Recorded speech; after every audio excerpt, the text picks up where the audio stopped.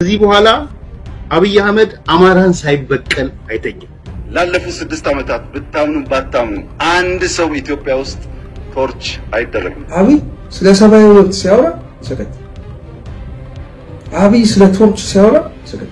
ቅኝ ገዢ ናት ኢትዮጵያ፣ አዲስ አበባ ላይ ቅኝ ተገዝተን ነበር ብሎ የሚያስብ ሰው አማራ እንዲጠፋ እኔ ለዛ አልታገልኩም፣ አልፈልግም አልኩ። በቆመጥ እግሩ ተሰብሯል። ይሄ ታፋው ላይ እዚህ ከወገብ በታች በከፍተኛ ደረጃ ስንጥቃት ተፈጥሮ ከኦሮሞ ውጪ ለመምህራን ለሐኪሞች መሬት እየሰጣችሁ ዲሞግራፊ እየቀየራችሁ ነው ብሎ በአደባባይ የጮኸው አብይ አህመድ ነው፣ እኔ አይደለም። የህግ ተርጓሚው የሚሰጠው ብያኔ የማይቀበል በትዕቢት የተወጠረ ሰው አብይ አህመድ በኔ ላይ ብቻ 21 መዝገብ አስከፍቷል።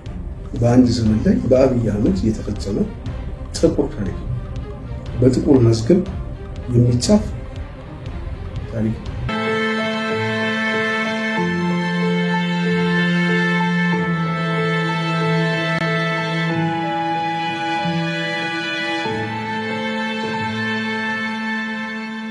ሰላም ጤና ይስጥልኝ አድማጭ ተመልካቾቻችን፣ የጽናት ሚዲያ ቤተሰቦች እንደምን ቆያችሁ፣ እንደምን አረፈዳችሁ። በመላው ዓለም የምትገኙ የጽናት ተከታዮች ጽናትን ላይክ፣ ሼር፣ ሰብስክራይብ አድርጉ እያልን እንደዚሁም ደግሞ ሐሳብ አስተያየታችሁን የምትሰጡ ጽናትን የምትከታተሉ ከልብ እናመሰግናለን። ጽናትን ተከታተሉ። በጽናት ላይ የተለያዩ ሐሳብ አስተያየቶች ላኩልን።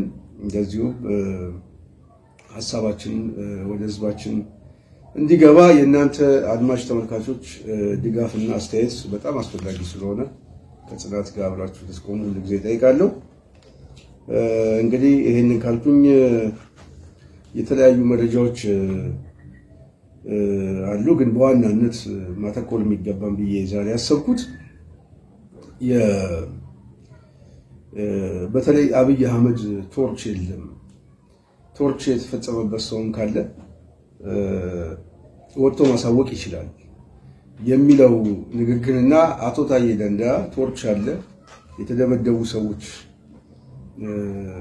ባይኔ አይቻለሁ ያለበትን ሁኔታ እንቃኘዋለን። እሱ ጋር ብቻ ሳይሆን ከዚህ በፊትም በተለይ አብይ አህመድ ምን አይነት ባህሪ ያለው፣ ምን አይነት የስነ ልቦና ባህሪ ያለው፣ ምንድነው የስነ ሐምሮስ እሳቤዎቹ ምንድነው፣ ከጤናውስ አኳያ ምንድነው ብለን ብዙ ጊዜ ተናግረን እና ይሄንን ስንናገር እኛ የጤና ባለሙያዎች ሆነን አይደለም።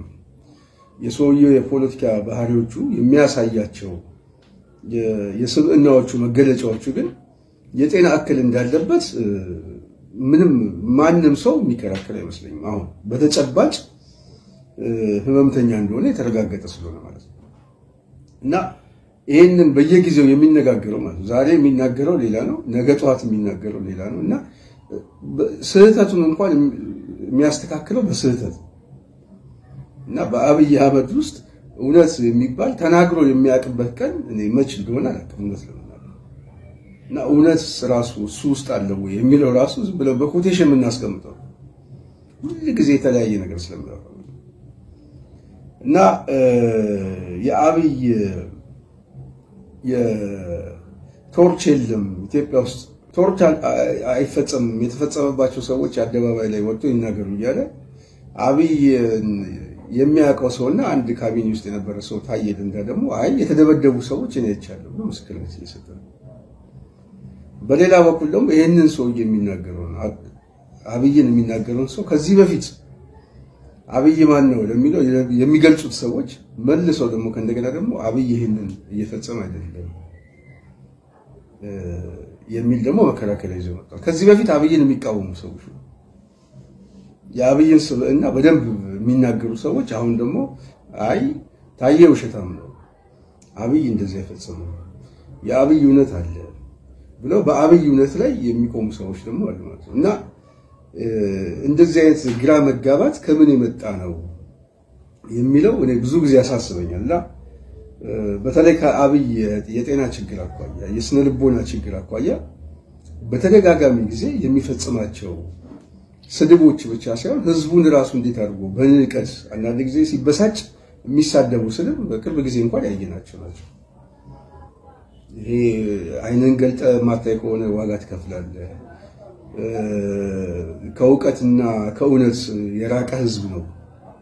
ይሄን ህዝብ መምራት ጉንዳን መሸከም ነው ምናምን እያለ የሚሳደባቸው ስድቦች ቀላል ስድቦች አይደሉም። በጣም ብዙ ስድቦች አሉ። እና እነዛን ስድቦች የሚሳደቡ ደግሞ መሪ ያው ሰዎችን ሰብስቦ ሲያወያያቸው ደግሞ ለሚሳደበው ህዝብ ደግሞ ምስጋና የሚሰጡት ደግሞ አድርባይ ህዝብም አለ። እንደው እርሶ ሺህ ዓመት ይንገሱ። አዳነች አቤቤን እንደውም አንድ አርቲስት ምንድነው ያለው? እንደ ጤፍ ብዘራው እንደ ጤፍ አንድ አዳነች እንኳን አቅታናለች። እንደ ጤፍ እንደው ብዘራውትም እና እንደዚህ አይነት በተለይ እንደዚህ የግል ስብዕናቸው ላይ የሚጨነቁ ሰዎች የስነ ልቦናና የስነ አእምሮ የጤና እክል እንዳለባቸው የጤና ሙያተኞች ይናገራሉ። እና እነዚህ የጤና ሙያተኞች በዋናነት ከግል ስብዕናቸው፣ ከግል ፍላጎታቸው፣ ካስተዳደጋቸው የሚመጡ የተለያዩ ባህሪዎች አሉ። እና እነዛ ባህሪዎቹ ደግሞ በእነሱ ብቻ ሳይሆን እነሱን በሚከተሉት ሰዎችም በጊዜ ሂደት የነሱን ባህሪዎችና የነሱን የስነ አእምሮ የጤና እክል በተመሳሳይ የነዛም የችግሩ ሰለባ ሊሆኑ ይችላሉ ብለው የሚናገሩ ሰዎች አሉ። እና እኛ ከምንናገረው በላይ አብይ ያለበት በተጨባጭ የጤና እክል ምን ይመስላል የሚለው የጤና የስነ አእምሮና የስነ ልቦና ባለሙያ የሆኑት ዶክተር አበባ ፍቃዱ የሚናገሩታል። እና እሱን እንስማና ከዛ በኋላ ደግሞ እንመጣበታለን። ይህ ሰው ማን ነው? ከ7 ዓመት በፊትና ዛሬ ድብቅና አስመሳይ ባህሪያትን የተላበሰ ገደሉን ሳታይ በሳሩ የሚል ተረቶችን በመጽሐፉ የጻፈ እውነትን መኖር ሳይሆን በውሸት ዓለም መዋኘት የዕለት እንጀራው የሚያደርግ እውነትን መናገር ሳይሆን ማደናገር የባህሪዎቹ መገለጫ የሆነ ሰብአዊነት የማይገዛው ሕግና ስርዓት የማይቀበል በሰላም የሰዎች መኖር የማይቀበል ፍጹም ደምን የሚናፍቅ ጦርነት የህይወቱ ፍልስፍና ማድረግ እንደ ቁም ነገር የሚመለከት ራስ ወዳድና ሌሎችን አሳንሶ ማየት ተግባሩ የሆነ የጠላውን በሴራ በጭካኔ ማጥፋት የማይተኛ ጠላትና ወዳጅ መፍጠር የማይቦዝን ሰውነቱ ከብሔሩ ሁሉ የስልጣን ጉዳይ ማድረግ ህልውናው የሆነ ቂመኛ፣ በቀለኛ፣ እጅግም ፈሪና በፍርሃት ቆፈን ውስጥም የሚኖር አላዋቂነቱ እንዳይጋለጥበት ነጋ ጠባ በአጀንዳዎች ህዝቡን የሚያታልል የትኩረት አቅጣጫ መለወጥ የሚፈልግ ግን የማይችል ሰዎችን ወዳጅ ለማድረግ በሚፈልጉት የሚያጠምድ የተሸነፉትን ከእግሩ ስር አድርጎ ማየትም የሚፈልግ የሚሳለቅባቸው ጠላት ህዝብ አለኝ ብሎ የሚያምን ለዛም ወጥመዶችን እያዘጋጀ በሴራ ሰውን የሚያስገድል ጠላት ያለውን ለማጥፋት በአደባባይ የሚናገር በራሱ ዝናና ፍቅር የወደቀ የሌላ ሰው እድገት የማይፈልግ በትናንሽ ነገር የሚደሰት በትላልቅ ስራዎች የሚሸነፍ የሚሸማቀቅ ሌብነት ስራው አድርጎ ሌባን በአደባባይ የማውገዝ ባህሪ የሚላበስ ሌብነቱን ስትነግረው በሽብር የሚከስ ልጅነቱን ያልኖረ ልጅነቱን በ40 ዓመቱ ያመጣበት የሚያስታውስ ከመሪነት ልጅነት ከሰብአዊነት መሰሪነት የሚያስቀድም እጅግም የሚወድ ሙሴ ነኝ፣ መልአክ ነኝ፣ መሲህ ነኝ፣ መሐመድ ነኝ፣ ማርቲን ሉተር ነኝ፣ አባገዳ ነኝ፣ አርቲስት ነኝ፣ አክቲቪስት ነኝ፣ ወታደር ነኝ፣ ሁሉም ነኝ፣ ሁሉም ብሎ የሚያስብ ግን ያልሆነ ስህተቱን በስህተት አሳንሶ ስህተቱንም በስህተት ማስተካከል የሚፈልግ ድክመቶቹ ሁሉ የበዙ ድምፆቹን ሁሉ እንደ ወንጀል ሰው የቆጠረ ውድቀቱን ስትነግረው የማይሸነፍ ከችግር ፈቺነቱ ይልቅ ቀውስ ጠማቂነቱ የሲኦል በር ከፋችነቱ የበዛ ይህ ሰው ማን ነው? ይህ ሰው የጤና እክልስ የለበትም? ይህ ሰው አብይ አህመድ አሊ ይባላል። በተደጋጋሚ የዚህን ሰውዬ ማንነት ስነ ልቦናዊ ወይም ስነ አእምሮአዊ ማንነቱን ከመጣበት ጊዜ ጀምሮ ለህብረተሰቡ ለመጠቆም በእኛ በሙያ ዙሪያ የተክለሰውነት ቀውስ የሚባል ፐርሰናሊቲ ዲስኦርደር የሚባል ከዛም ውስጥ ደግሞ ናርሲስቲክ የሚባል ወይም ደግሞ ከራስ መውደድ ጤናማ ያልሆነ ሰይጣናዊ የሆነ የራስ ፍቅር ያለበት ግለሰብ መሆኑንና ከዚህ ጋር ተያይዘው ያሉትን ባህሪያት ለመግለጽ ሞክሬያለሁ።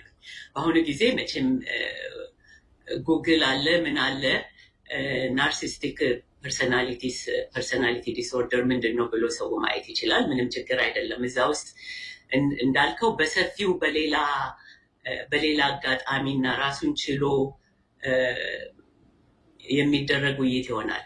ለአሁኑ ግን አሁን ዶክተር ተስፋዬም አንተም ካልካቸው ከጠቀስካቸው ነገሮች ጋር የዚህ ሰውዬ በሽተኛ ወይም ደግሞ ቀውስ ያለበት ብልሹ ተክለሰውነት መኖሩ ብቻ ሳይሆን ችግሩ ምክንያቱም አሉ ግለሰቦች በእንደዚህ አይነት ህይወት ውስጥ የሚኖሩ ግን ያንድን ሀገር እና ያንድን ትልቅ ህዝብ የመንግስት ስልጣን በእጁ ማድረጉ ነው። ኃይልንና ጉልበቱን በእጁ ማድረጉ የበለጠ አደገኛ ነው። አሁን እንዳልኩ እንደዚህ አይነት ተክለሰውነት ያላቸው ግለሰቦች ቤተሰብን ይጎዳሉ፣ ከጓደኛ ጋር ከግንኙነቶች ጋር በግል ህይወታቸው ማለት ነው። ይሄ ግን ያገኘው ጉልበት እና የተሰጠው የተመረጠበትም ለዚህ ነው ኢትዮጵያ ላይ እንዲቀመጥ የስልጣንን እና ኃይልን በእጁ ስላደረገ አደገኝነቱ ለጥቂት ለቤተሰብ ወይም ለራሱ ብቻ ሳይሆን ለሀገርና ለህዝብ ነው ማለት ነው። ያሁኑን ይሄ ወንጀልን ህጋዊ ያደረገው ምክር ቤት የሚለው ጥያቄና ለምን ይሄን ተናገረ የሚለው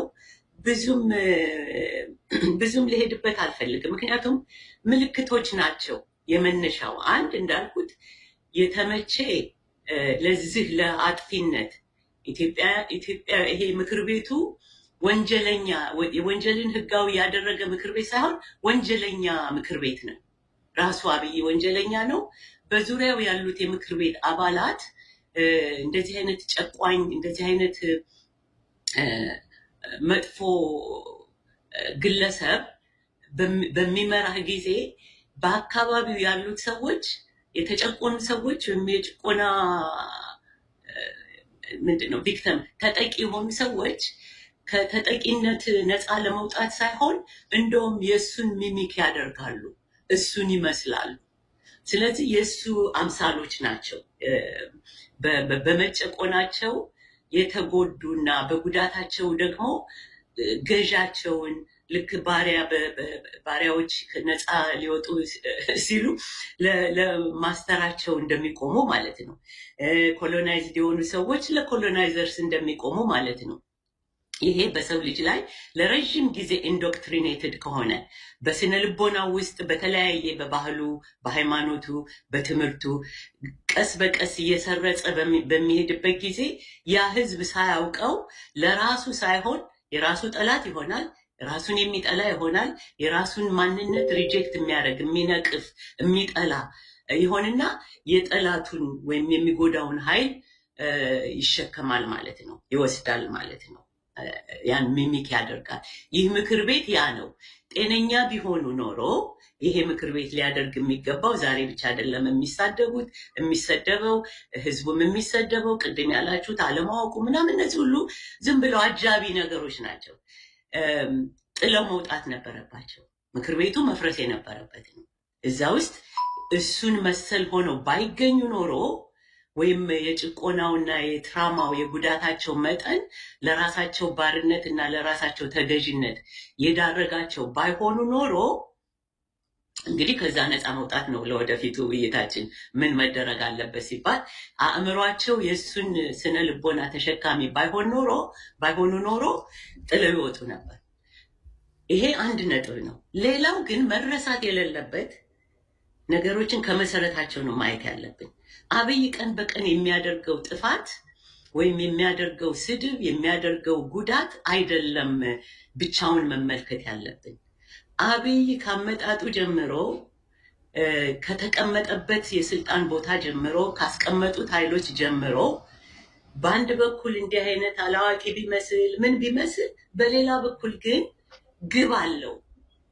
አንድ ሁለት ግቦች አሉት። ለዛ በቀጥታ በእነዚህ ዙሪያ ዲስአርም በማድረግ ሰውን ኮንፊውዝ በማድረግ ምን በማድረግ ያድርግ እንጂ ግቡ አንድ ኢትዮጵያ የምትባል ሀገር በአንድነቷ ጥንታዊ ስልጣኔዋን ጠብቃ ሀገራዊ ህልውናዋን ጠብቃ እንድትኖር አይፈልግም። ለማይፈልጉ ኃይሎች መሳሪያ ነው። ይሄን መርሳት የለብንም። ዝም ብሎ መጥፎ ሰው ስለሆነ አይደለም። መጥፎ መንግስታት ኖረዋል፣ መጥፎ ግለሰብ መሪዎች ኖረዋል። የዚህ ሰው የሚናን ግን ጠንቅቀን ማወቅ አለብን። አንድ ኢትዮጵያ የምትባለውን ሀገር ማፍረስ፣ ኢትዮጵያ የምትባለውን ሀገር ለማፍረስ ደግሞ ኢትዮጵያን ለኢትዮጵያዊነቱ መሰረት የሆነና ፍቅር አለኝ የሚለውን የማህበረሰብ ክፍል እንደ አማራው አይነቱን መጉዳት፣ ማጥፋት፣ እግረ መንገዳቸውን ኢትዮጵያን በሚያጠፉበት ጊዜ ደግሞ ሌላው ግቡ ሀገርን አፍርሶ ሌላ ሀገር መገንባት፣ ኦሮሚያ የሚባልን ይሄ እንግዲህ ከወያኔ ጀምሮ ተያይዞ የመጣው ነው። ለዚህ ምቹ ሰው ነው እሱ። ይሄን ለማስፈጸም የሚችል ሰው ነው። ይሄን ይመስላል። ይሄንን ካየን በኋላ አብይ አህመድ ኢትዮጵያ ውስጥ ቶርች የለም የተፈጸመ ሰው ካለ የተፈጸመበት ሰው ካለ ወጥቶ ይናገር እኛ የፈጸምነው ብሎ የተናገረውን ደግሞ እስቲ እንስማ። ምዕራፍ ነበር። በዚህ ምዕራፍ የታሰረ ይፈታ፣ የታሰረ በኢትዮጵያ ይቁም ብለን ላለፉት 6 ዓመታት ብታምኑ ባታምኑ አንድ ሰው ኢትዮጵያ ውስጥ ቶርች አይደረግም። ይሄንን ከሰማን በኋላ አብይ አህመድ ምንድነው? የአብይ አህመድ የፖለቲካ ትግል በዋናነት በጠላትና በወዳጅ መካከል ላይ ያለ ነው። በተለይ የሚጠላው ማህበረሰብ አጠፋዋለሁ የሚለው ማህበረሰብ አለ። ራሱን ከዚህ ከቀኝ ግዛት ጋር አብሮ የሚያያዝ የቀኝ ተገዢዎች ነው። ኢትዮጵያ የሚባለው አስተሳሰብ በራሱ የተጫነብን አስተሳሰብ ነው። ይሄ አስተሳሰብ ደግሞ የአንድ መደብ ነው፣ ሴማዊ ነው ምናምን ብሎ ራሱን ከዛ አስተሳሰብ ውስጥ አውጥቶ እንደው በባርነት ውስጥ የወደቀበት እሳቤ እንደሆነ የሚያስብ ሰው። አብይ ግን በዋናነት ኢትዮጵያን ለመምራት ኢትዮጵያ ምናምን የሚል ዲስኮርሶችን የመጠቀም ዝንባሌዎቹ ቢታዩበትም አጭበርብሮ ለመግዛት ነው እንጂ በዋናነት መሬት ላይ ግን የሚያሳየው ይሄ አይደለም። እንደውም ጠላትና ወዳጅ በሚል የጦርነት ግንባር ሁሉ እየፈለገ ከትግራይ ጋር ከአማራ ጋር ከሻቢያ ጋር እያለ በዋናነት ሴማዊ የሆነውን የማህበረሰብ ክፍል ወደ ማጥፋት የሚሄድ የፖለቲካ ሐሳብ እንዳለው ዛሬ ሳይሆን የዛሬ 6-7 ሰውየው ስልጣን ላይ በመጣበት ሰዓት በጥቂት ጊዜ ውስጥ ሰዎች አንዳንድ የገባቸው ሰዎች ይሄንን ሲተረቱት ነበር እና በየጊዜው አብይ የሚያደርጋቸው ነገሮች ሁሉ ይሄ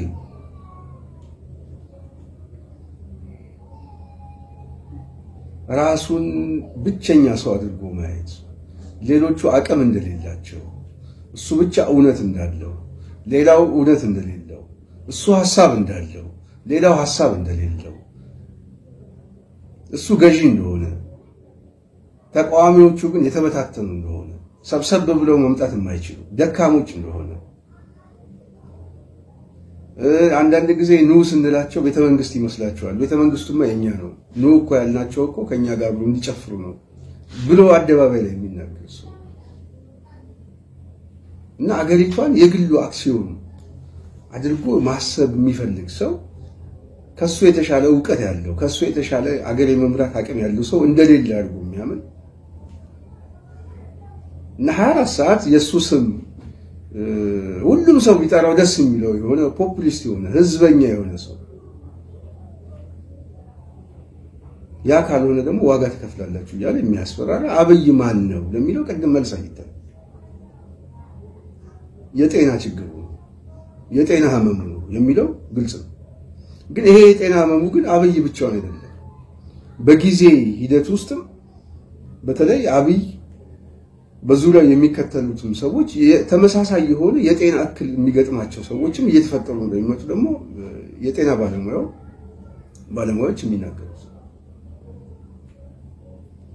እና አሁን ቶርች የለም ለሚለው አብይ አይ እየተፈጸመ ነው ብሎ ምስክርነት ለሚሰጠው ታዬ ከዚህ በፊት አብይን የሚገልጹ ሰዎች በተለይ አብይ ከአማራው ህዝብ ጋር ዋጋ ሂሳብና ወራርዳለን እየሰበርኩት ነው እያጠፋሁት ነው ብሎ ታዬም ራሱ ምስክርነት እንደሰጠው ማለት ነው ታዬ የሰጠው ምስክርነት ከዚህ በፊት ሰምተናል ድጋሚ እሱን እንስማ እነገሌን ላጠፋ ነው አለኝ በአካባቢው ፖለቲካ ምናምን ስም ጠርቶ ምናልባትም ያው የሚሆነው ስለማይታወቅ አማራን ላጠፋ ነው አለ ምስጥሩ ነው እንዳይቀር ለምን አፉን አውጥቶ እንደዚህ አማራን ላጠፋ ነው ብሎ እንደዚህ ነገረ አዎ ያፈረስኩ ነው አለ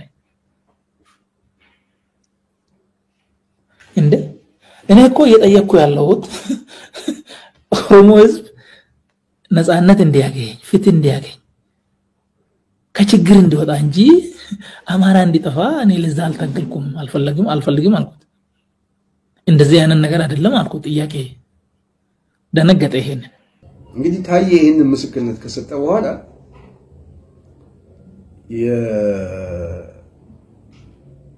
የታዬን እውነት ከዚህ በፊት ሲመሰክሩ የነበሩ ሰዎች አብይ ወደ ስልጣን በመጣበት ሰዓት ውስጥ ቀደም ብሎ ስለ አብይ ማንነት የሚመሰክሩ ሰዎች በተለይ በተቃውሞ ጎራ ውስጥ የነበሩ ሰዎች አብይ ማን ነው ከወዴድ ውስጥ የመጣ አብይ አህመድ አሊ ምን አይነት የስነ ልቦና እድገት ነው ያለው የስነ አእምሮ አስተሳሰቡ ምንድነው የፖለቲካ ቅኝቱስ ምን ይመስላል ብለው በተወሰነ መልኩ ፖለቲካ አናሊሲስ የሚሰጡ ሰዎች የራሳቸውን የሆናል ትንተና የሚሰጡ ሰዎች ከባህሪው እየተነሱ ምን ሲሉ እንደነበር ደግሞ እንስማቸው ከዚህ በኋላ አብይ አህመድ አማራን ሳይበቀል አይተኛም አንደኛ ባህሪው ነው እስከ ጫፍ ሄዶ የመበቀል ባህሪ ያለው ካስተዳደጉ ይመነጭ ሁለተኛ አንዱ ቢያንስ መሰረቴ ብሎ ሊያታልለው የሚችል ማህበረሰብ ብሎ ኤክስፔክት ያደረገው ሰው አታታልለንም በቃን ብሎታል ማህበራዊ መሰረቱ ፓርሻል በተወሰነ መልኩ ነው ብሎ የሚያስበው አካል ተንዷል የሆነውን አካባቢ ሊኖር ይችላል ስለዚህ አማራን እንደ አማራ ቂም ቋጥሮበታል ይሄ ካስተዳደጉም እንዳልኩሽ ይመነጫል ኦህዴድ ውስጥ በነበረበት ሁኔታም ይመነጫል ወደ ኋላ ሄዶ ነገሮችን ማየት ነው ኢትዮጵያን ቅኝ ገዢ ናት ብሎ ነው የሚያስበው አብይ የምትከራከር ውሸት ነው የምትሉ ከእስቲ ጻፉ ውሸት ነው ብላችሁ ቪዲዮ እናመጣዋለን ቅኝ ገዢ ናት ኢትዮጵያ አዲስ አበባ ላይ ቅኝ ተገዝተን ነበር ብሎ የሚያስብ ሰው ኦኬ በድምጽ ይወጣ ማለት ለምንድነው እናንተ እኮ ናችሁ ጥፋተኛ በአዲስ አበባ ዙሪያ ከኦሮሞ ውጪ ለመምህራን ለሐኪሞች መሬት እየሰጣችሁ ጂኦግራፊ እየቀየራችሁ ነው ብሎ በአደባባይ የጮኸው አብይ አህመድ ነው እኔ አይደለም እሺ ለምን ለአማራ ሰዎች መሬት ኦሮሚያ ላይ ይሰጣል ኦሮሚያ የሚለውስ ለምንድነው ለሐኪሙ ሐኪም ያገለግለው እኮ ሐኪም ለሆነው ሰውዬ እንዴት መሬት ይሰጣል እኔ አይደለሁም አብይ አህመድ አሊ ነው ይሄን ያለው። ስለዚህ ይሄ ስርወ አመጣጡ ነው። አማራ ጨቋይ ነው ብሎ ያስባል፣ አልወጣም ከሱ። ሶስተኛው ነጥብ እሱ ነው። የ150 ዓመት ስንበዘበዝ ኖረን ብሏል እኮ ባንደበቱ።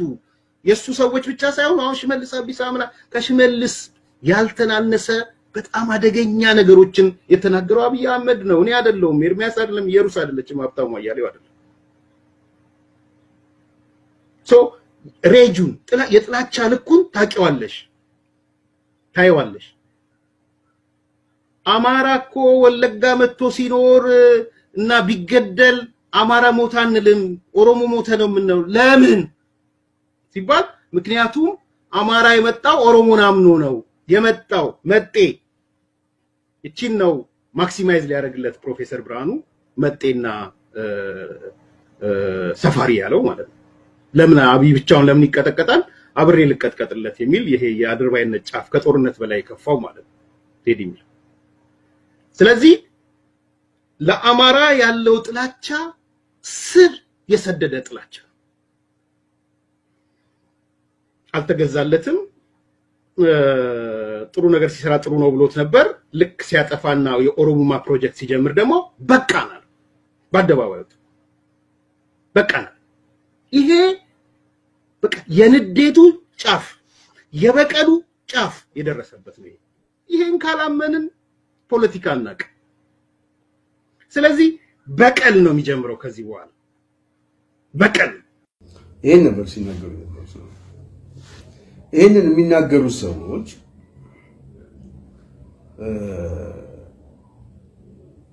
አብይ በጊዜ ሂደት ውስጥ ምናልባትም በእጅም ይሁን በጉርሻ በምን እንደመጣ ብቻ እርግጠኛ አይደለም። ግን አብይ ደግሞ ማን ነው የሚሉ ደግሞ የሚያነሱ ሐሳብ ደግሞ እነሱስ የሆኑ አካላቶች ምናልባትም ኬንያ ላይ የሆኑና ወይ ምናልባትም ዩጋንዳ የሆኑና ወይ ምናልባትም ካናዳ የሆኑና ወይ ምናልባትም አሜሪካ የሆኑና ሳውዲ አረቢያም ግብጽም ሊሆኑ ይችላሉ። ይወጣሉ ወደ አደባባይ። ከዛ ወጥተው እንደሚያደርጉት እኛ የአዳማው ስብሰባ ላይ ነበርን ይላሉ። ከዚህ ወረዳ የዚህ አስተዳዳሪ የማህበራዊ ዘርፍ ወይ ምናምን ነበርኩ፣ ስብሰባው ላይ ነበርኩኝ። አቶ ታዬ ደንዳ ያለው በሙሉ ልክ ነው ብለው ነው የሚመጡት። ይሄንን ለመስራት የሚቸግራቸው ሰዎች አይደሉም። ሳይበር አርሚው አንዱ የሚሰራው ኮንቲኒቲ በዚህ መልኩ ነው። ስለዚህ ወንድሜ ሺባባው አንተን እያልኩ አይደለም፣ ግልጽ እንድትሆን I'm not talking about individual። ጥያቄ ግን ኮር ጥያቄ ስለሆነ ነው። ነገ ከነጎዲያ አልጠራጠርም ያንዳርጋቸው ልጆች የአማራ ጽንፈኛው ኃይል የኦሮሞ ብሔርተኛ ሚዲያዎቹ አሁን በዚህ ደረጃ እየተሰሩ ያሉትን ይሄው በስብሰባ ላይ ከተገኙት 2 ሰዎች 3 ሰዎች አገኘን፣ ምናልባት ድምጽም ቀይረው ወይ ከኬንያ ቅድም ያልኳቸው ሀገሮች ያሉ አረጋገጠልን፣ ለካ ታዬ ደንዳ ትክክል ነበረ የሚል ቀጣዩ ኔሬቲቭ ይመጣል። ከዛ ደግሞ ይሄው አዲስ ኮምፓሶች እና አፈወርቅ ምን ቤት የትገቡ ምን ይውጣችሁ ከታየም አልፎ ሌሎች ያረጋገጡ የሚል ነገር ሊመጣ የሚችልበት እኛ ፊውቸሩንም የወደፊቱንም ፕሮፓጋንዳ ነው እየነገርናቸው ያለው። በዚህ አጋጣሚ አዲስ ኮምፓስ አንድ ሰው ታነሳ የነበረው አዲስ ኮምፓስ ከመጣ ጀምሮ ስለ ጦርነቱ ያነሳው ነገር የለም። አዲስ ኮምፓስ ይላል ስትደጋግም ነው በ25 50 25 ያባረርኩ፣ ሁለተኛም እንዳትደግም ማለት ነው። ከዚህ በኋላም ከሆነ ለመጨረሻ ጊዜ ነው ማባረረው፣ ግልጽ እንዲሆን ስለምፈልግ ነው። አዲስ ኮምፓስ ያለው ካለ አምጣ አዲስ ኮምፓስ ላክልኝ፣ ይሄ ውሸት ስለሆነ ማለት ነው። ይሄንንም አብረን እንድናየው ስለፈለኩኝ ነው ማለት። ነገ የሆነ ሰው ምናይክ ሚስተር ኤክስ የሚባል በስብሰባው ላይ ተገኝቶ ነበር፣ ይሄን ብሎ የአይጥ ምስክሮች ይመጣሉ፣ ድንቢጦች ይመጣሉ ማለት ነው።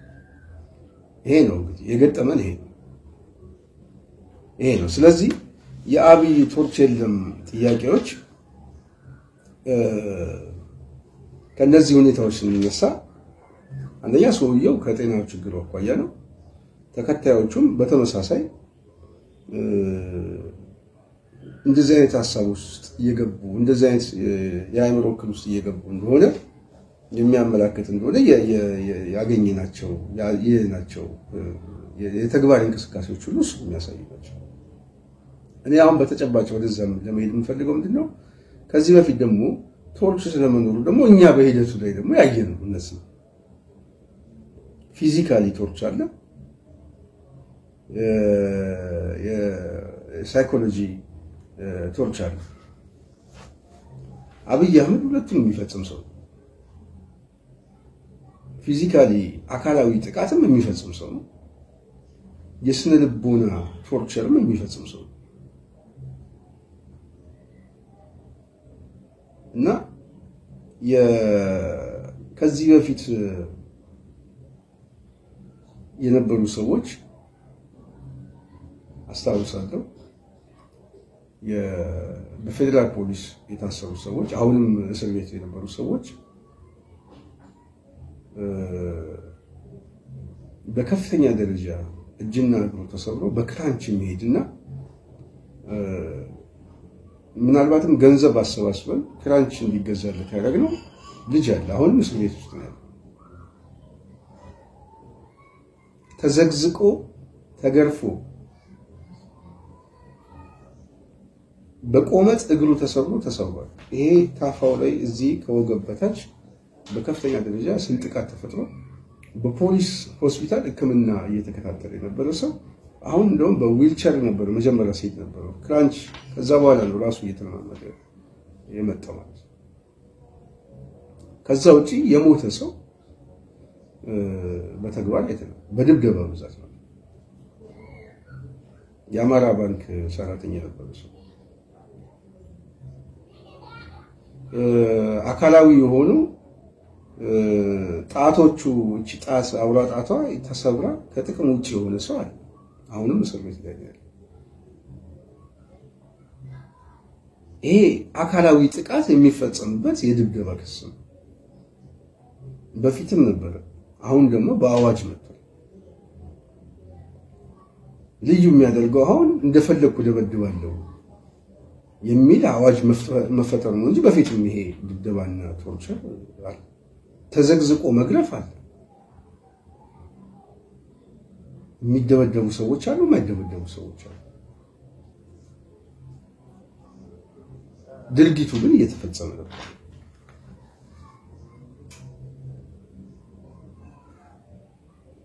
የሳይኮሎጂካል ጥቃት ግን የሚያደርገው ምንድነው? ከቤተሰብ፣ ከሃይማኖት አባት፣ ከምግብ፣ ከጤና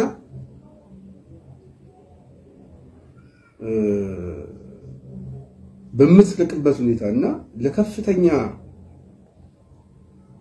የስነ ልቦና ጫና ውስጥ የምትወድቅበት ከከተማው እስከ 7 እና 800 ኪሎ ሜትር 700 ኪሎ ሜትር እስከ 500 ኪሎ ሜትር ድረስ አውጥቶ በረሃ ላይ በማሰር በወታደራዊ ካምፕ ውስጥ ደግሞ የሚያስረው ስራ አለ። አንድ ሲቪል በወታደራዊ ካምፕ ውስጥ ሲታሰር ሊፈጥርበት የሚችለው ጫና ምንድነው? የመድፍ ጥይት፣ የቶክስ ልምምድ እየሰማ የሚታሰር ስለኛ ምን አይነት ችግር ይፈጸምብኛል ብሎ ያለው ቀብር ቦታ ላይ ሰው እዛ የወታደሩ የሚቀጣጣበት ቦታ ላይ ወይ ያመለጡ ሰዎች የሚገደሉበት ቦታ ላይ የሚቀበሩበት መቃብር አጠገብ ስትታሰር ምን ይሰማል? በከፍተኛ ደረጃ ተናዳፊነቱና መርዘኝነቱ ሊገልህ የሚችል የጊንጥና የተሳቢ የሚሳቡ ነፍሳት ባሉበት ቦታ ላይ መታሰር ምናልባት ስሙን ላለመጥራት ብዬ ምን አይስምስ አብይ እነዚህንም የሚፈጽም ሰው ይሄን ደግሞ በተግባር ያየነው የኖርንበት አንድ አመት የቆየንበት መች ነው አውጥተው ሊገሉን የሚችሉት? መች ነው ምን ሞተው? መች ጉድጓድ ሁሉ ሲቆፈር ስናይ በቃ እዚህ ውስጥ ሊከቱን ነው።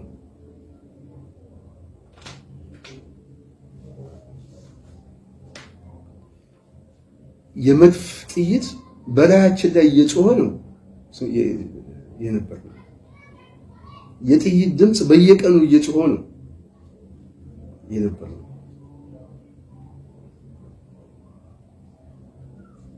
በወታደራዊ ካምፕ ውስጥ የሰራዊቱ አባል የታሰሩትን ሰዎች እንደ ጠላት በማየት እየተሳደቡ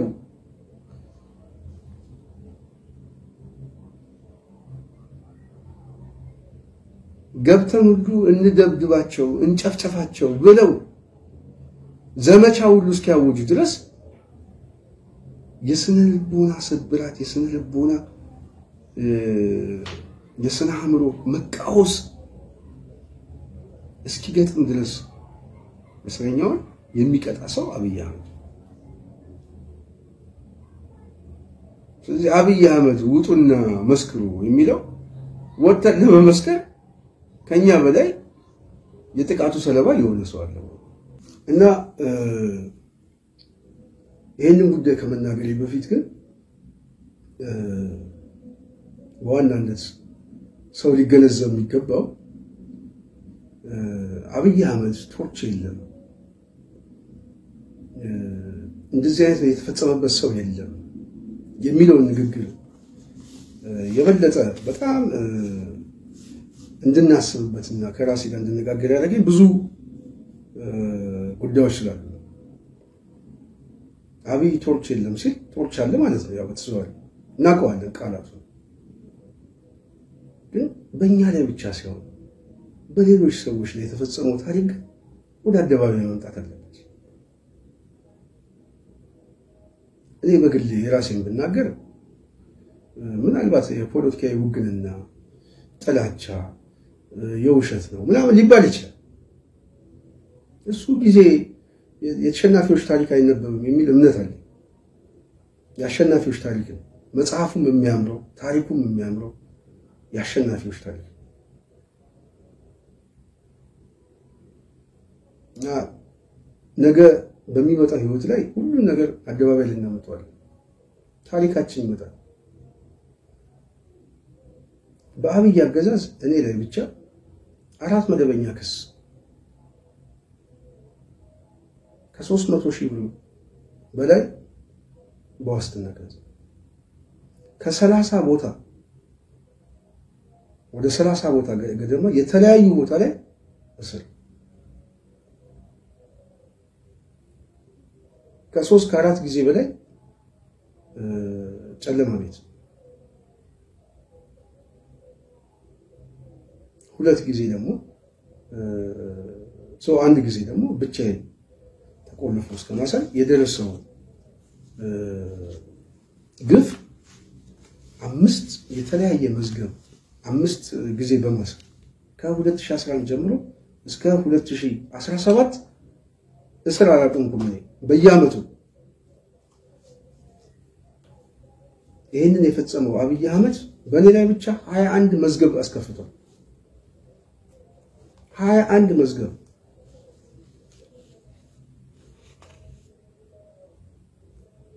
በአዲስ አበባ ተቆጥሮ የማያልቅ ቦታ፣ በባህር ዳር፣ በቡራዮ፣ በአዋሽ 7፣ በአዋሽ 40፣ በሰመራ የአዲስ አበባ የቃሊቲውን የቂሊንጦን የፖሊስ ጣቢያውን የአዲስ አበባ ፖሊስ ኮሚሽን የፌደራል ፖሊስን እሱን እንቶ ይሄ ሁሉ ግፍ አብይ የፈጸመው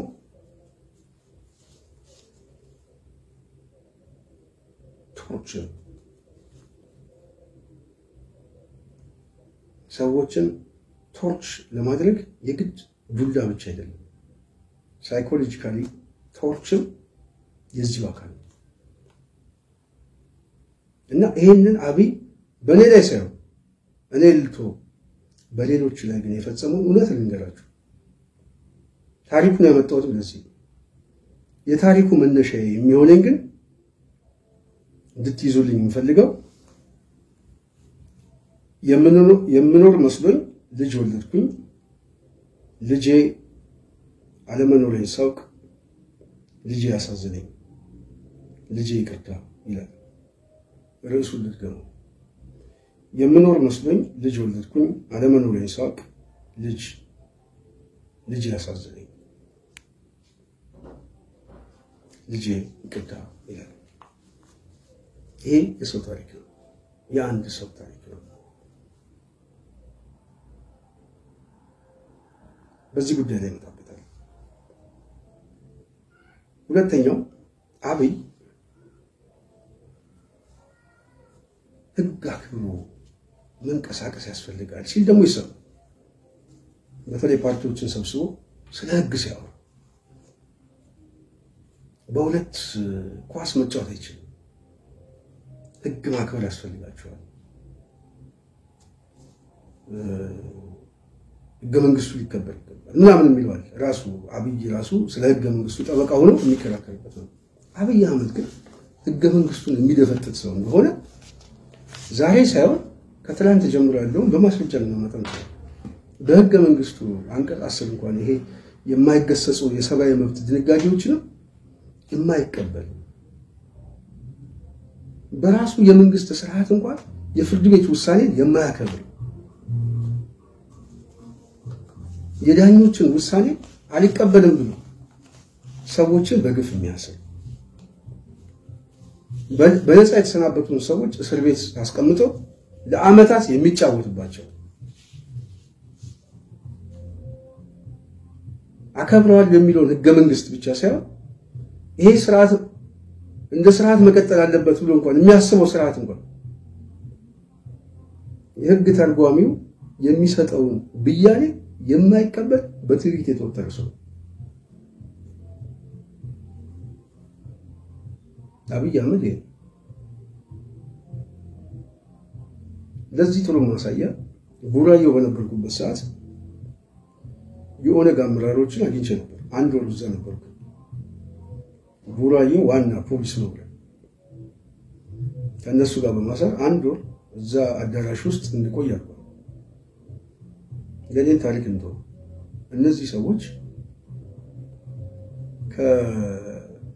ከሰበታ ከሚገኘው ወይኔ ቤት ጀምሮ አዲስ አበባ ድብቅ እስር ቤት ውስጥ ለወራት ከመታሰራቸው ውጪ እዚህ ምስካይ ብዙሃን መድኃኒዓለም አካባቢ ያለው ኦሮሚያ ጽሕፈት ቤት ነው የሚሉት የልጅ ኢያሱ መኖሪያ ቤት የነበረው ኦዲዳውን ጠቅልሎት የተቀመጠው እዛ ውስጥ አንደርግራውንድ ውስጥ በአንድ ዳቦ እንደ ውሻ እየተጣላቸው ከመታሰራቸው በላይ ፍርድ ቤት በአመታት ውስጥ ነፃ ተብለው የሚያስከስስ ነገር የለም ተብሎ ነፃ ተብለው እስከ ይግባኝ ድረስ ጠይቀው በይግባኝም ነፃ ተብለው ተበይነው የሰብአዊ መብት ሪፖርት በደጋጋሚ ጊዜ በእነዚህ ጉዳዮች በእነዚህ ሰዎች ላይ ሪፖርት የሰጠው ማየት ይቻላል። እዛ ቡራዮ ውስጥ እዛ አዳራሽ ውስጥ ለአመታት ነው ያሰራቸው። ለ3 አመት አካባቢ ነው ከዛም በላይ ነው ይሳሳቸው። የፍርድ ቤት ትዕዛዝም የሰብአዊ መብታቸውን ጨፍልቆ አብይ አህመድ በእስር ቤት ውስጥ ያስቀምጣቸው የነበረ ሰው። አብይ ስለ ህገ መንግስት ሲያወራ ይሰቀጥጣል። አብይ ስለ ሰብአዊ መብት ሲያወራ ይሰቀጥጣል። አብይ ስለ ቶርች ሲያወራ ይሰቀጥጣል። ስለዚህ የኦሮሞ ህዝብ እንወክለዋለን የሚሉ ሰዎች በኦሮሞ ውስጥ ያሉት ሊቃን ጸረ ወለጋ እንደሆነ አንድ ሰው ሲናገሩ ተሰምቷል። እነዚህ ሰዎች የታሰሩት ሰዎች በሙሉ ወለጋዎች ናቸው። የአብይ የቂም መወጣጫ መሆናቸው ሰውየው ከተናገሩት ጋር እነዚህን ሰዎች ስናስተዛው በኦሮሞ ህዝብ ራሱ ጠላትና ወዳጅ አድርጎ የሚመለከተው የፖለቲካ ፍላጎቶች ምን እንደሆነ ማሳያ ነው። እነታየን እንዴት አድርጎ እና በእነታየ ዙሪያ ያሉትን እንዴት እንደሚያጠቃ ይሄ ማሳያ ነው። በተመሳሳይ አብይ ጸረ ትግራይም ነው፣ ጸረ አማራም ነው።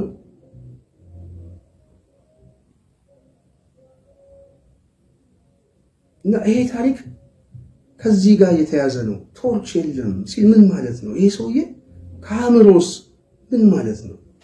የጤና ጉዳዩስ ምንድን ነው? ይሄ ሰውዬ የሚለው በደንብ ማሰብ ስለሚያስፈልግ የሚናገረውን የሚያውቅ ነው።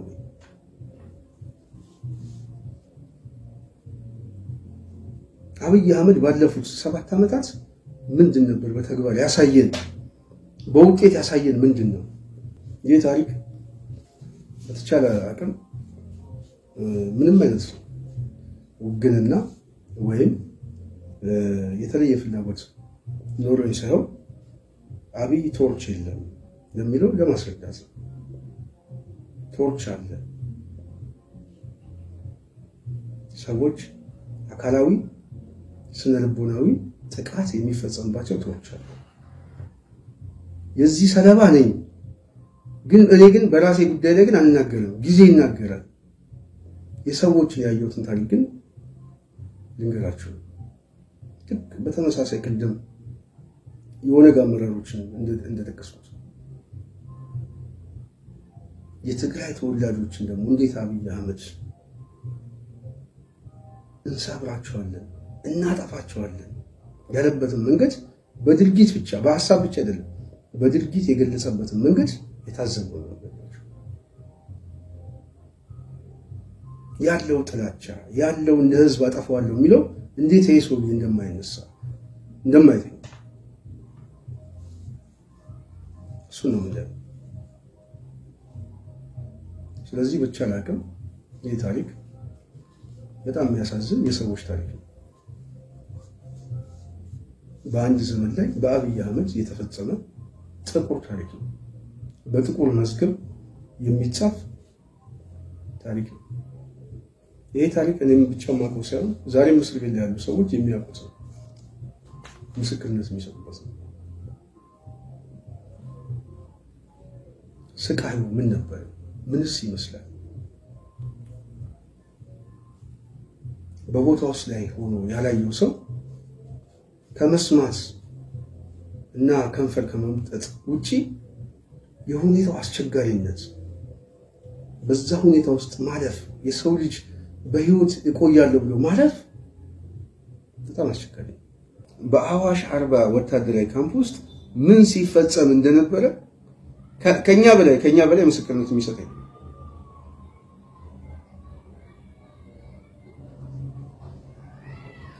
እዚህ ላይ ልመጣበት የምፈልገው በ28 2015 ያስቸኳይ አዋጁ እንደታወጀ ከአማራ ክልል ጋር በተያያዘ ወደ እስር ቤት የገባሁት እኔ በ30 ሐምሌ 30 ከታሰረም በኋላ ሐምሌ 30 ላይ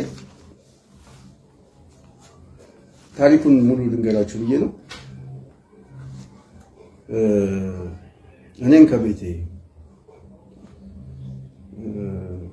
ጋዜጠኛ በቃሉ እንደዚሁ እሱንም ከቤቱ በማምጣት ፌደራል ፖሊስ ላይ የተገናኘው።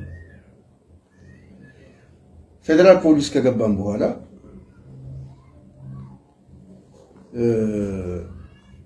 አንድ ቀን አንድ ጨለማ ቤት ውስጥ ዘግተው ካሳደሩን በኋላ አቶ ክርስቲያን ታደለና ዶክተር ካሳ ተሻገር እንደዚሁም ዮሐንስ ንጉሱ አሁን በፋኖ እንቅስቃሴ ውስጥ ያለ ሶስቱ አንድ ክፍል ውስጥ ሆኖ አገኘናቸው።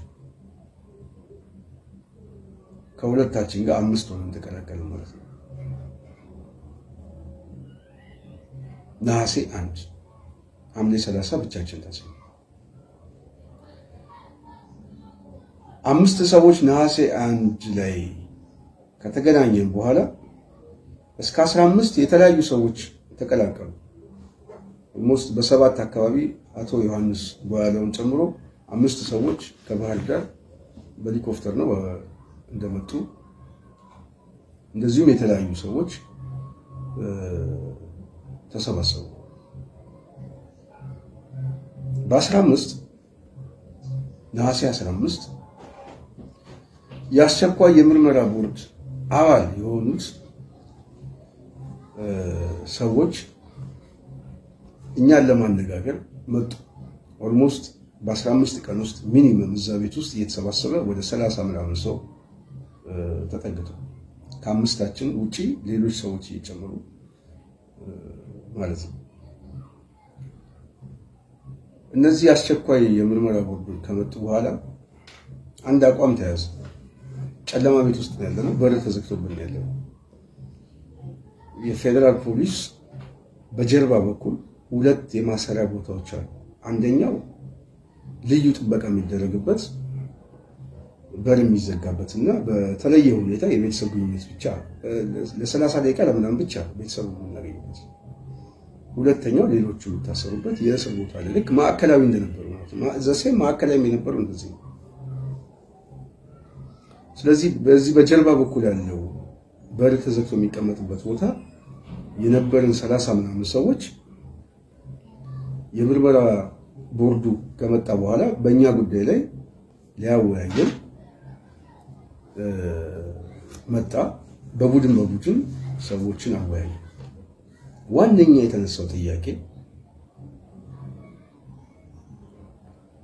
እኛ ወንጀለኞች ሳንሆን ታጋቾች ነው፣ እገታ ነው የተፈጸመው። ልክ እንደሚያግቱት ሰዎች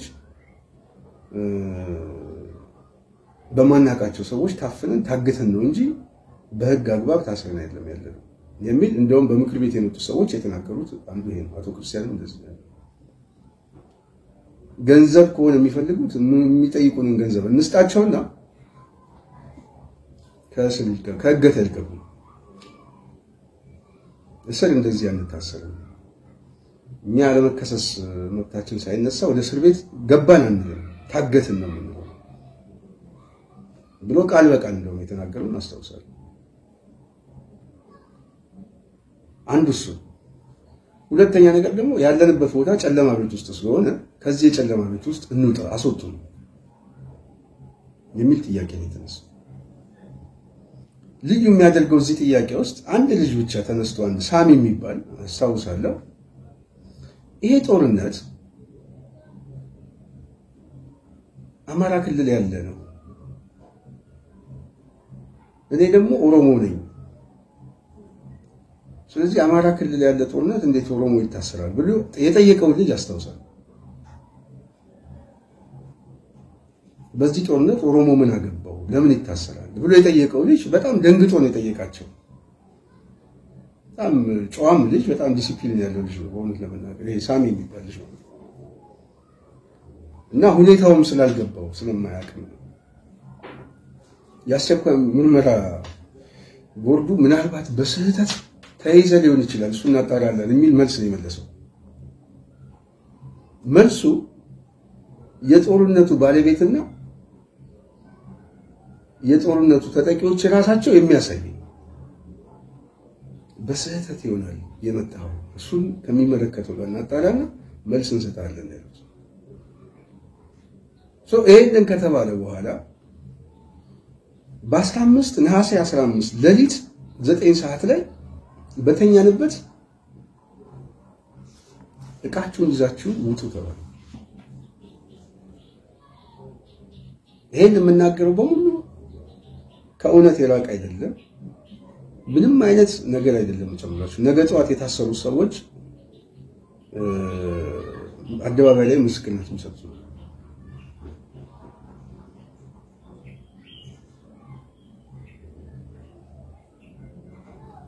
እቃችሁን ይዛችሁ ውጡ ተባለ። እቃችን ይዘን ከመውጣታችን በፊት ለምንድን ነው የምንወጣው? በዚህ ጨለማ በዚህ ሌሊት አንወጣም የሚል አቋም ያዘ። አይ በጠየቃችሁት መሰረት ቦታ ቀይሩን ባላችሁት መሰረት ቦታ ልንቀይራችሁ ነው የሚል መልስ አመጡ። ኖ በዚህ ሌሊት አንወጣም፣ ቦታ ለመቀየርም ቀን ነው ጠዋት መጠየቅ ትችላላችሁ እንጂ አሁን በዚህ ምሽት 9 ሰዓት ላይ ውጡ ብላችሁ አንወጣም የሚል ትንሽ ግብግብ ተፈጠረ። መግባባት አልተቻለም። እነሱ ግን መኪና አዘጋጅተዋል፣ ባስ አዘጋጅተዋል። እቃችን ይዘን እንድንወጣ ተገደድን። 34 ሰዎች እኛ ውስጥ ካለ ነው እዛ ጨለማ ቤት ውስጥ አንድ ሰው ደግሞ የዛኑ ቀን ይዘውት የመጡት ልጅ ነበር። አንድ መንግስቱ የሚባል የጎንደር ልጅ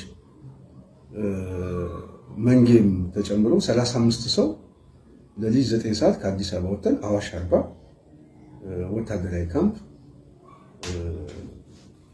አልሞስት ምሳ ሰዓት ላይ ደረስን። ምሳ ሰዓት አካባቢ እና የት ነው የሚወስዱን ብለን በጣም ተጨንቀን ነበር። ወታደራዊ ካምፕ አዋሽ አርባ ስንገባ አንድ ትልቅ መጋዘን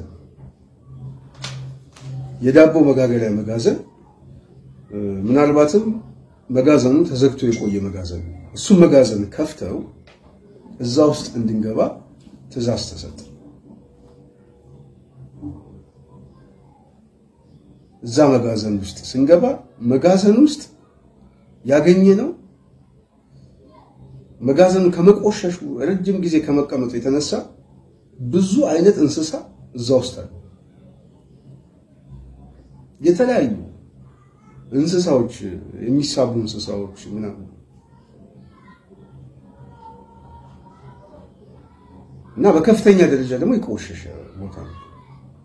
በዛ ሙቀት በዛ በረሃ ላይ እዛ መጋዘን ውስጥ ስንገባ ያንን መጋዘን አጽድተን መጋዘን መጠቀም ስንጀምር በአብዛኛው ብዙ ሰዎች የሚጎዱት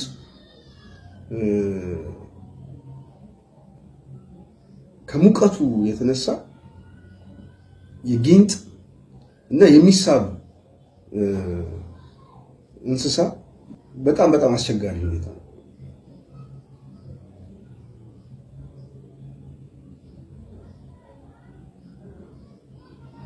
አስታውሳለሁ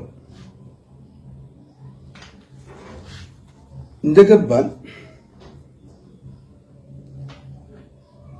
ከኛ ጋር አብሮ ታዘው የመጡ ሰዎች ኮማንደር ማን ነው ስሙ ለጊዜው ጠፋብኝ አጠቃላይ የዚህ የፌደራል እስረኞች የሚባሉትን የቲሙን የሚያስተባብሩ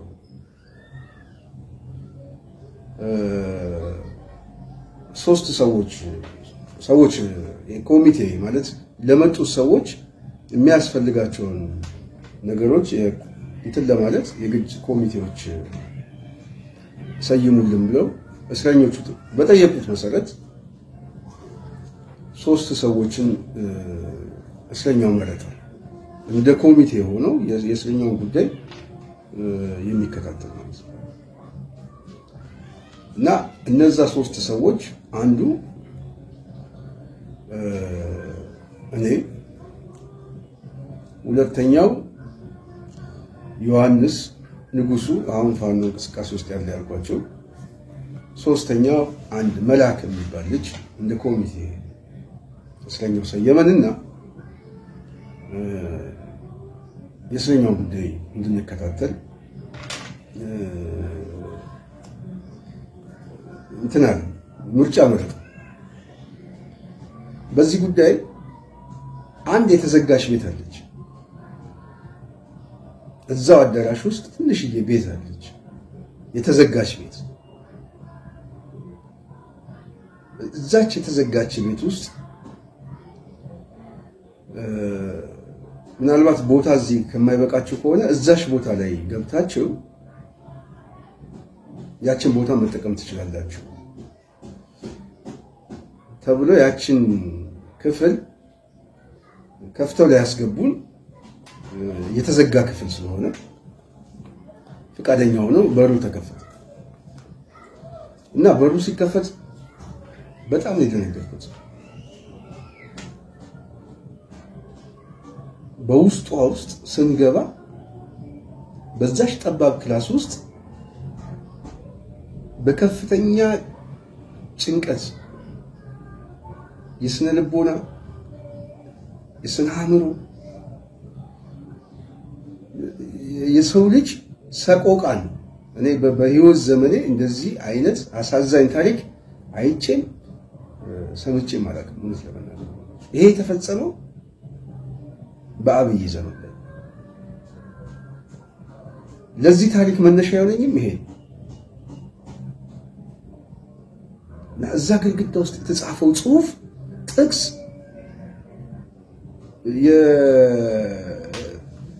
የሚያሳዝኑ ቃላት የመጽሐፍ ቅዱስ ቃላት የሰው ልጅ በመከራ ውስጥ ሆኖ ምን አይነት ሐሳቤ ያለው የሚለው እንድማርበት ያደረገችኝ ያቺ ክፍል ነች። ክፍሏ ተከፈተች። ስትከፈት በውስጧ ስንገባ የመጀመሪያውን ጽሁፍ ሳይ ከልብ ተሰማኝ።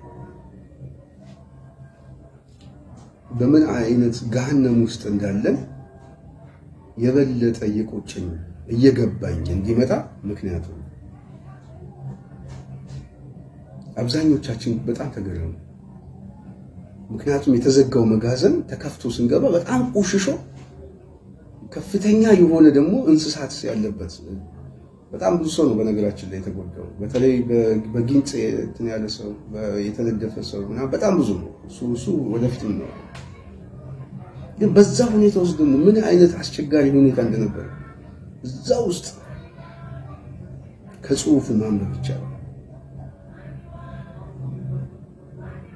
የመጀመሪያውን ጽሁፍ ሳየው ልቤ በሐዘን በእንባ አይኖቼ ሞሉ።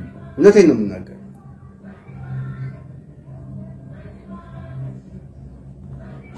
ምን ይላል? የምኖር መስሎኝ ልጅ ወለድኩኝ፣ አለመኖሬን ሳውቅ ልጄ አሳዘነኝ፣ ልጄ ይቅርታ ይላል። በኮቴሽን የተዘጋ ነው።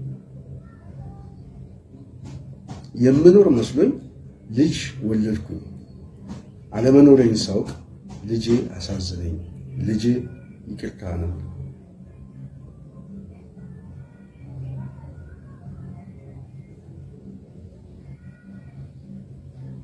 ይህ በጣም የሚያሳዝን ጥቅስ አንዷን ሰበዝ አወጣሁት ከማስታውሰው እንጂ በጣም ብዙ ሐሳቦች አሉበት።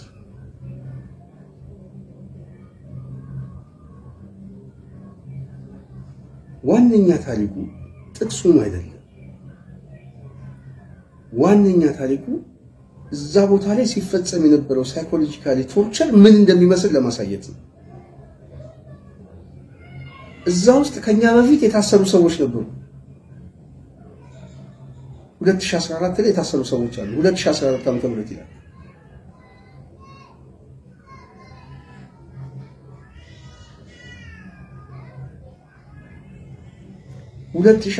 ዓመተ ምህረት የታሰሩ ሰዎች በእያንዳንዱ 7-8 መጋዘን አለ። በእያንዳንዱ መጋዘን ላይ ከ600 እስከ 500 እስከ 600 የሚደርስ ሰው በዛ ሙቀት በቀን 2-3 ዳቦ እየተሰጠ የታሰሩት ከትግራይ ጦርነት ጋር በተያያዘ በገፍ የታሰረ የትግራይ ተወላጆች በየመጋዘን ውስጥ ታጉረው እንደነበሩ ታሪኩን ስንሰማ ያ የተጻፈው ጽሁፍ የነሱን ጽሁፍ እንደሆነ ስናቅ የበለጠ አዘን።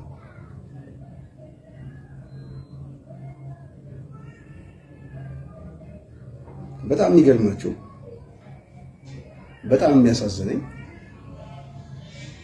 እዛ አካባቢ ውስጥ የነበሩ ሰዎች እነሱም በነበሩበት ሰዓት የነበሩ ሰዎች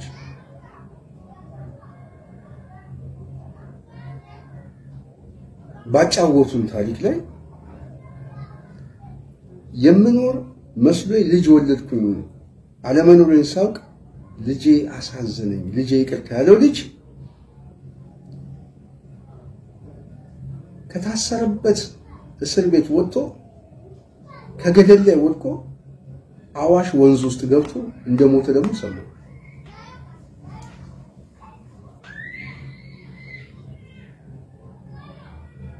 የዚህ አዋሽ አርባ የአዋሽ ወንዝ የሚያልፈው እዛው በተለይ ይሄ ስምጥ ሸለቆ አካባቢ በጣም ገደላማ ቦታ ላይ ነው ያለው። በተለይ አዋሽ ከፍ ያለ ቦታ ላይ ነው።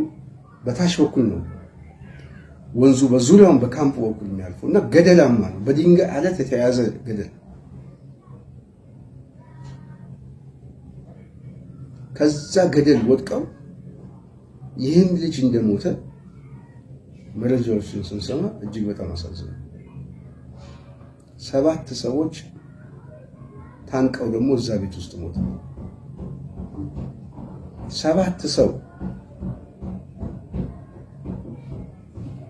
ራሳቸውን አጥፍተዋል። ይሄ እዛ ወታደራዊ ካምፕ ውስጥ የነበረው መረጃ ነው ማለት ነው። ከእናንተ በፊት እዚህ ቤት ውስጥ 7 ሰዎች ራሳቸውን አጥፍተው ገድለዋል ብለው የነገሩን እዛው ካምፕ ውስጥ ያሉ ሰዎች ናቸው። ከዚህ በላይ መቆየት አንችልም፣ ከዚህ በላይ ግፍ አንቀበልም ያሉ ሰዎች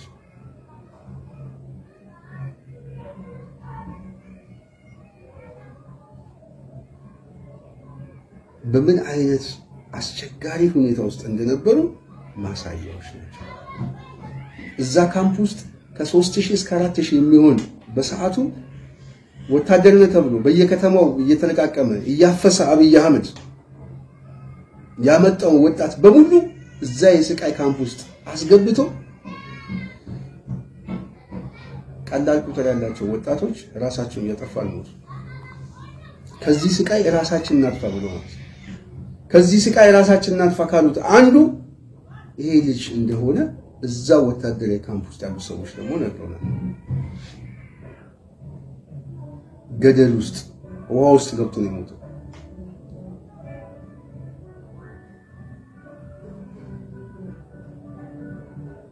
በጊንጥና በእባብ እየተነደፈ በተለያዩ ችግር ውስጥ የገባና አካላዊም በህይወት አደጋ ውስጥ የወደቀው ቁጥሩ አንጥቀስ።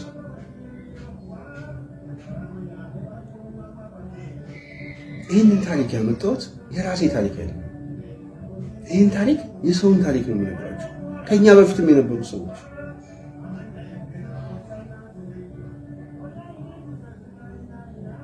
ይህንን ታሪክ የፈጸመ አብይ አህመድ ኢትዮጵያ ውስጥ ቶርች የለም፣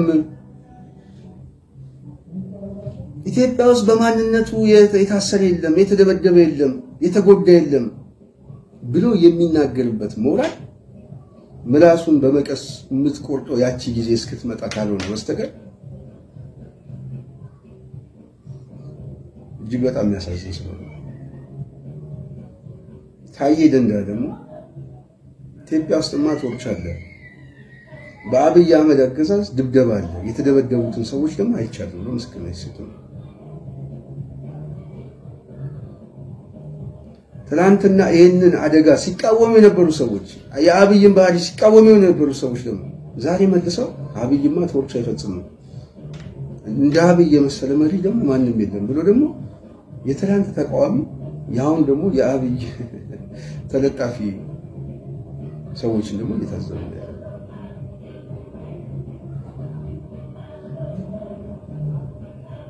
እና እኔ በጣም ይሄን ታሪክ ወደፊት በስፋት እንመጣበታለን፣ በስፋት እንጽፈዋለን። ይሄ ታሪክ ደግሞ የኛ ብቻ ሳይሆን የብዙዎቹ ታሪክ ነው። ዛሬ በእስር ላይ ያሉ ሰዎች ይሄንን ታሪክ ያውቁታል፣ ነገ ጧት የሚጽፉት የሚናገሩት።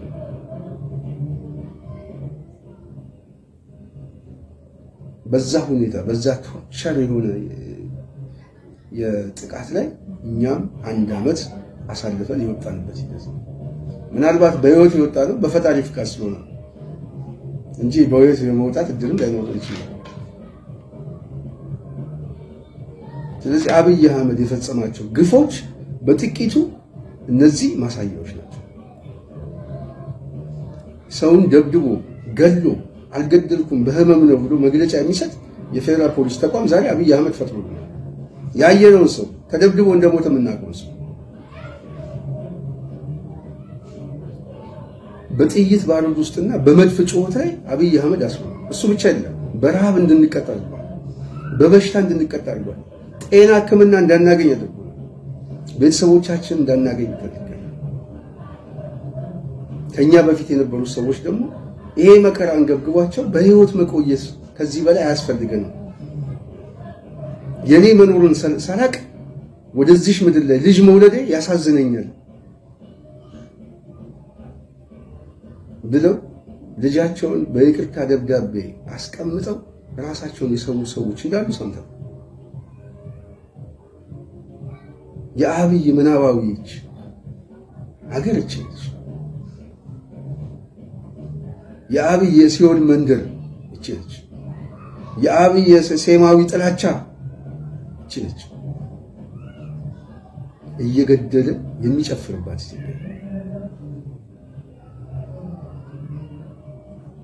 ሌሎቹ ደግሞ እውነትን እየመሰከሩ የሚታሰሩባት ኢትዮጵያ ዋጋ የሚከፍሉባት ኢትዮጵያ እና ዛሬ በዋናነት ላነሳሳሁት አብይ ቶርች የለም በሚለውና በዋናነት ታዬ ደንዳ ደግሞ ይሄንን ባደባባይ መግለጹ የምናቀው ቢሆንም በራሳው ያው በታዬ ደግሞ ሐሳቡን ማጠናከሩ የበለጠ ነገ ጧት አብይን